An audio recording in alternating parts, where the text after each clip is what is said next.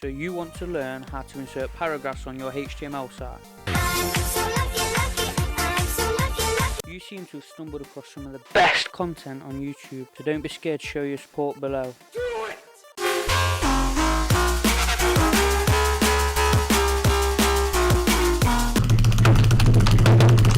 HTML, we have elements which help us refer to what data we are placing within our document.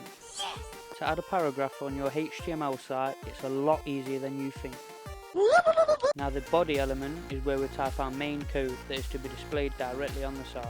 Okay. The element we use for paragraphs is simply P for opening the line of code and P to close out the line of code. No way.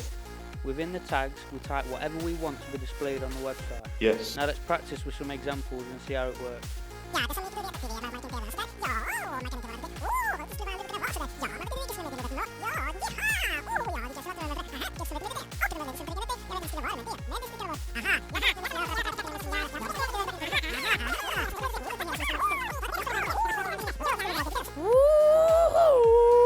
Now let's open Live Preview and see what's been implemented.